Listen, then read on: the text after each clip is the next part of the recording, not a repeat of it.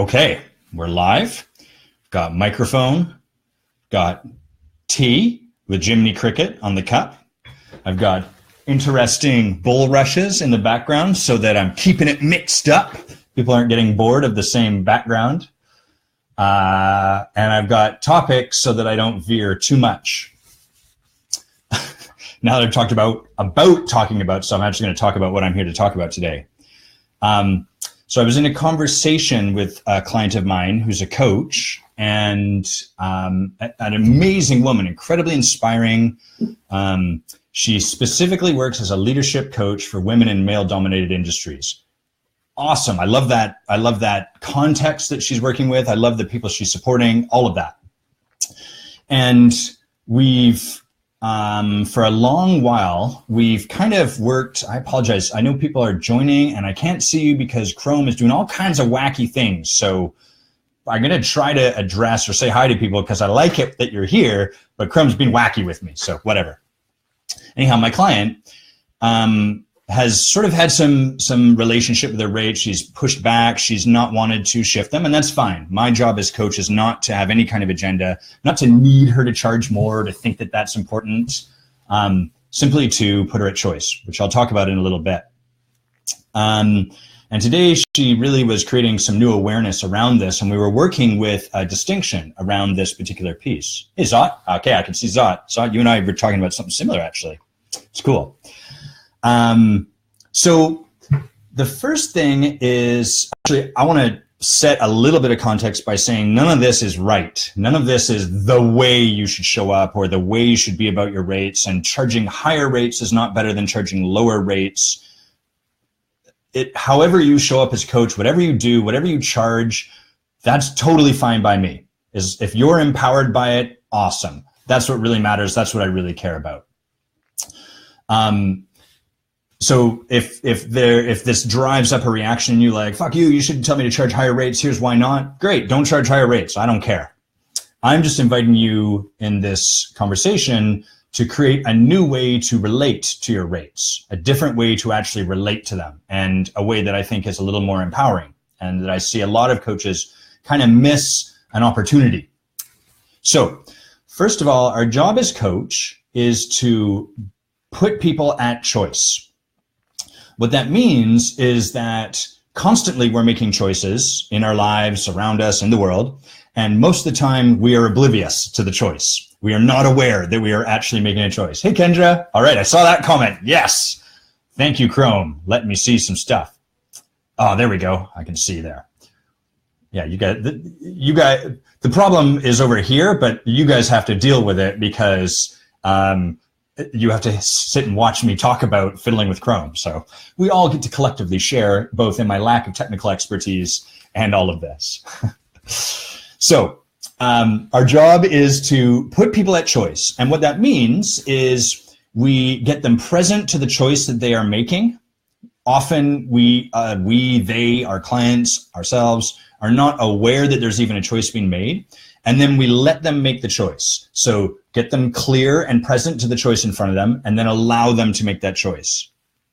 This is different than things like consulting or mentoring. In those modalities, we are more concerned with having the client make the right choice. And the right choice is the one that we as experts know to be the right choice. So my client would come to me and say, hey, what should I do? And I would tell them, you should do this thing. That's not so much putting them at choice, it's telling them what to do. They're not even really making a choice, they're just following directions.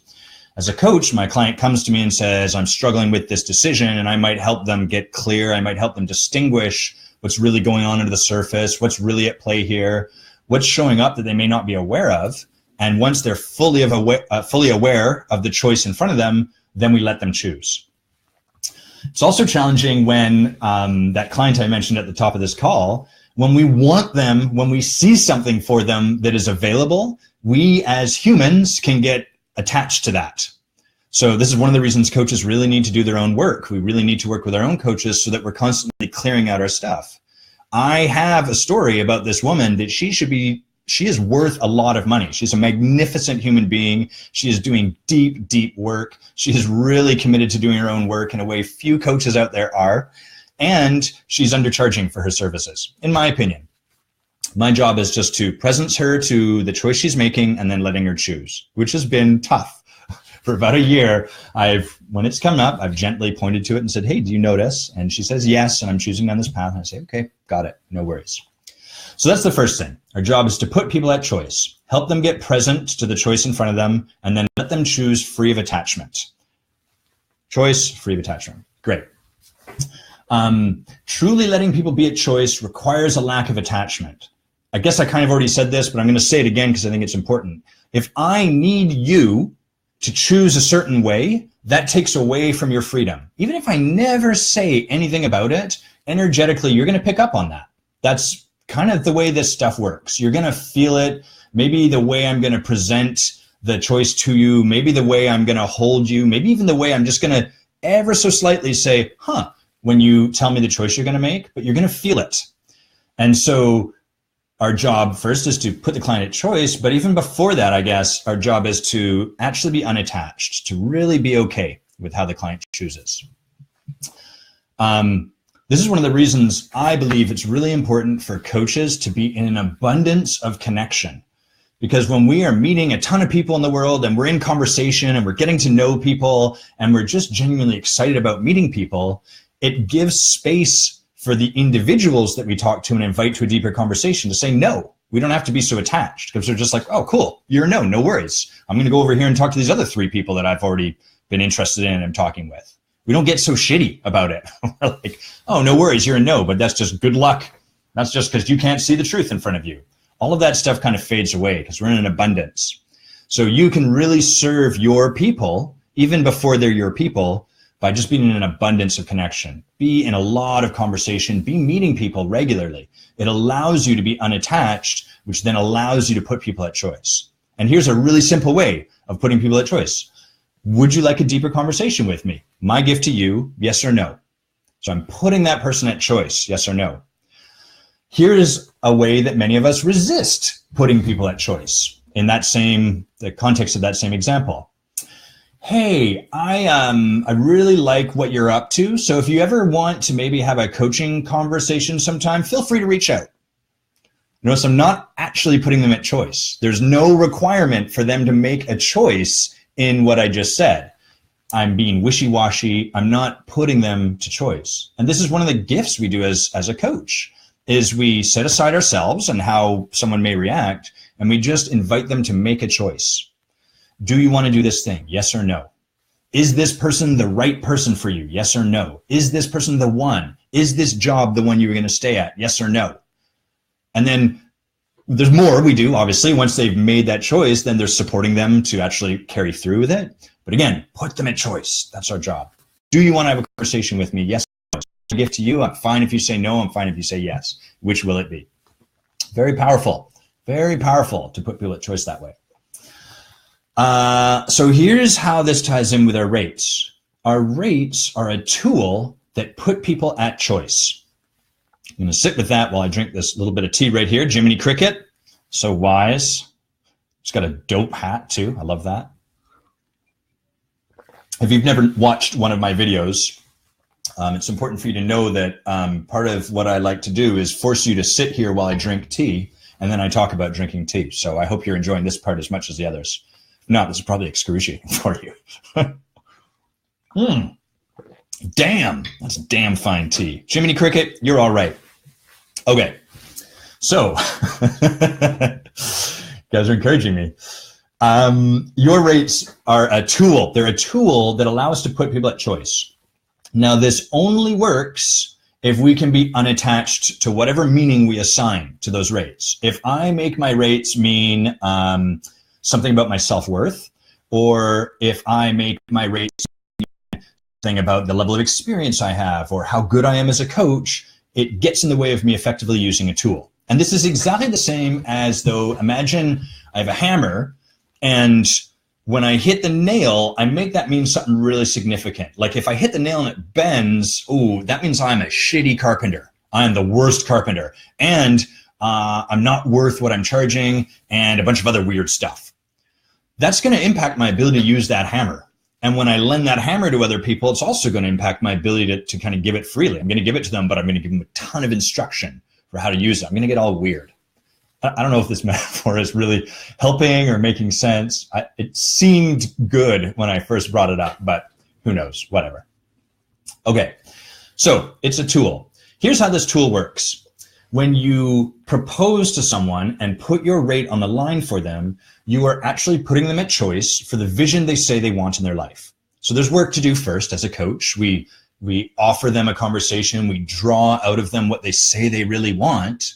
And then we tell them, hey, you've told me you want, I'll just make up some stuff, a fulfilling relationship with your partner. You want deeper intimacy with the people in your life. You want friendships that are actually like deep and meaningful rather than like a whole bunch of acquaintances. You share that you struggle because you always feel like you're never alone, but you often feel quite lonely, even while you're surrounded by people.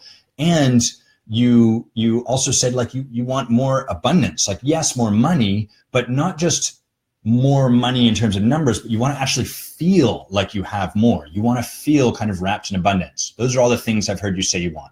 Is there anything else? You get whatever it is. Great. Are you actually committed to that? Is that something you really want? And of course, they'll tell you, yeah, I'm totally committed to that, because we're always totally committed to something until we're put at choice, right? Can you see where this is going? Always. Look at everything. Yeah, I'm committed. It's easy to be committed when the only thing required is a verbal commitment. That is why that's why like 90% of the emails I'm getting from people right now say, I would love to go for a drink with you, Adam, but I'm not drinking right now. Because we've all made a verbal commitment in January. We're like, oh my God, I put on 38 pounds over December and I drank like crazy. Holy crap.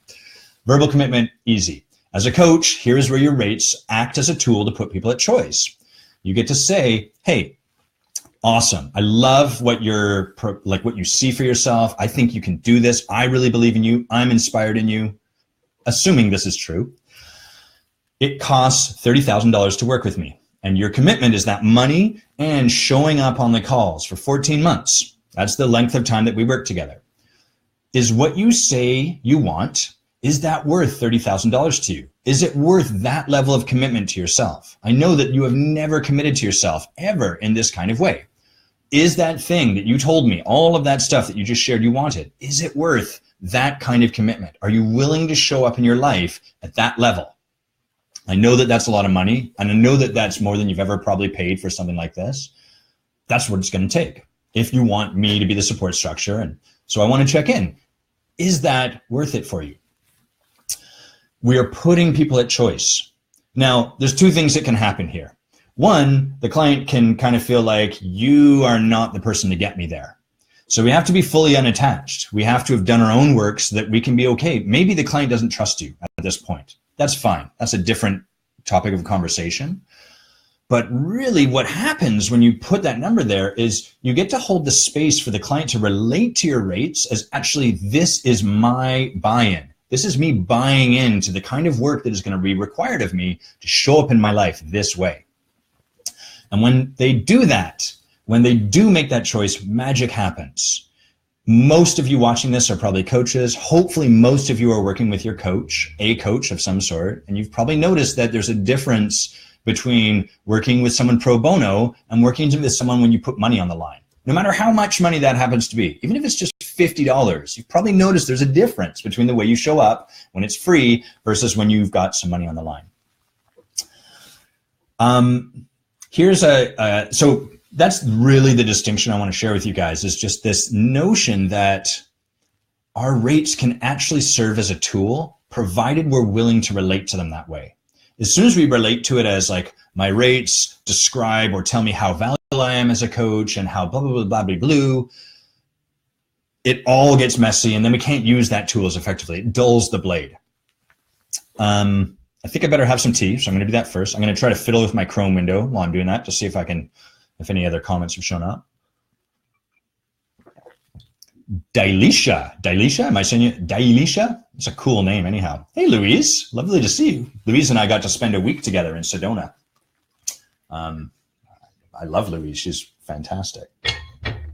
Okay, I can't read any of these comments. You suck, Google Chrome, how dare you.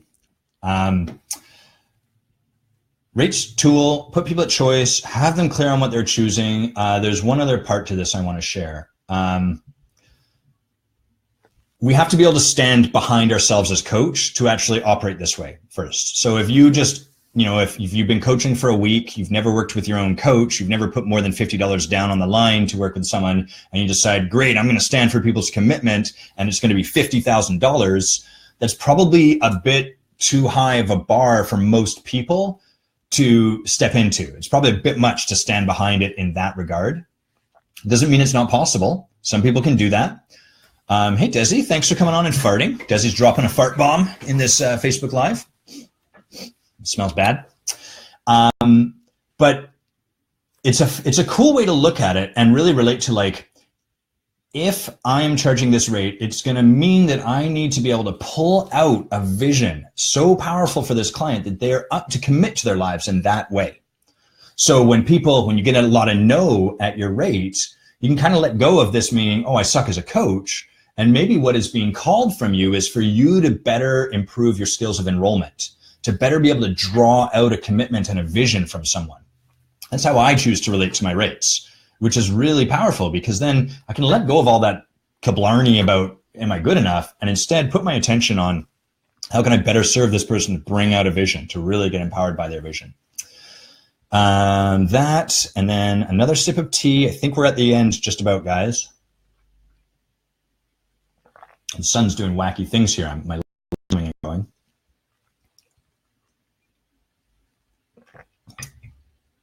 Yes, here's the other part.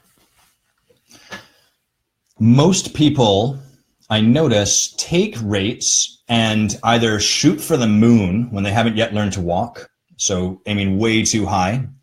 I don't want to go through that process of learning and starting out. I want to be able to sprint with the fastest sprinter in the world before I can learn how to crawl. That's one side of the equation.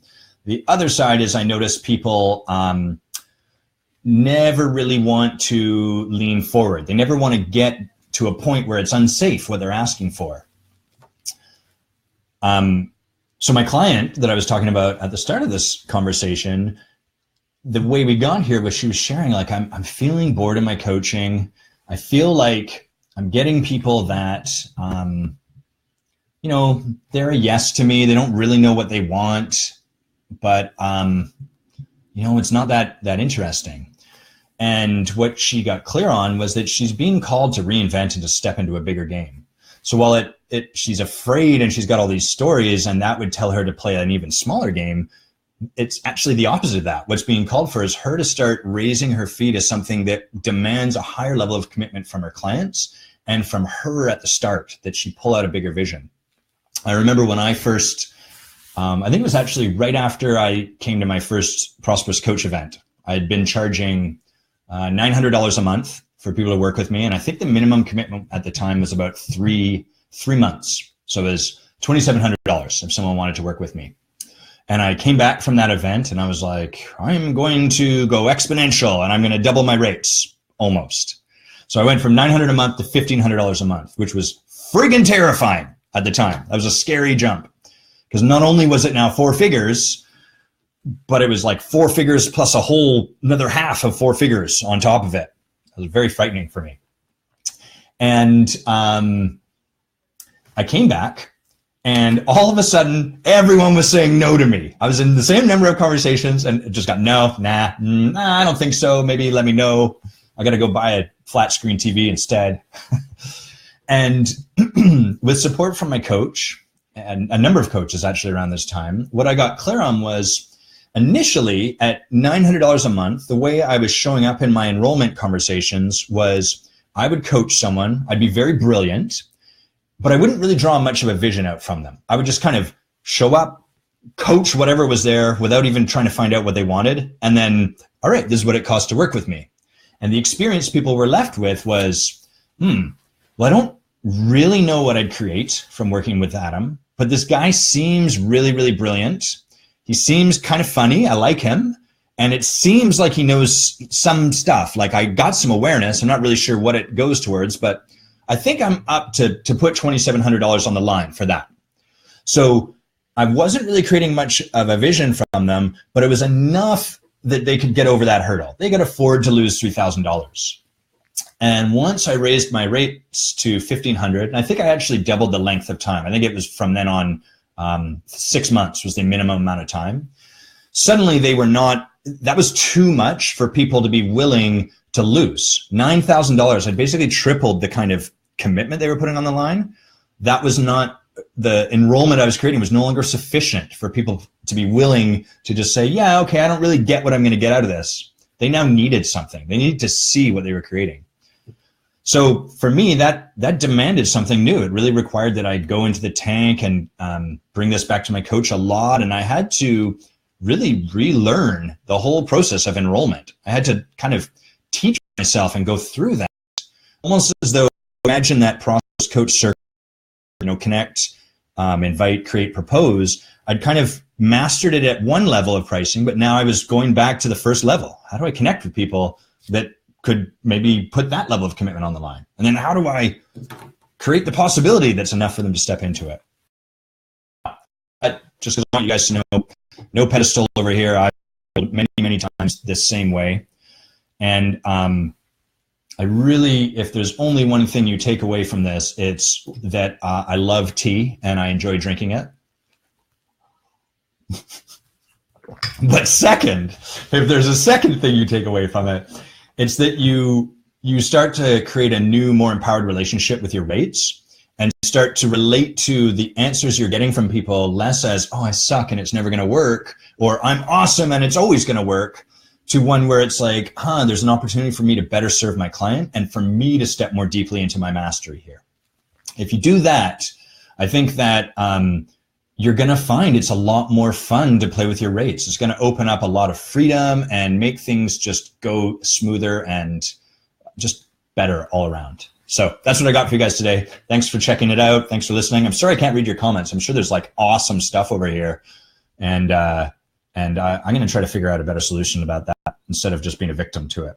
And I'll also say this, I can't see, my screen is like a video of me with just black along the bevel. So I don't know where the end live button is. I'm going to push something now and we'll see if it ends, or it'll be like when you finish the phone call and then you have to listen to the moron at the other end trying to hang up the phone.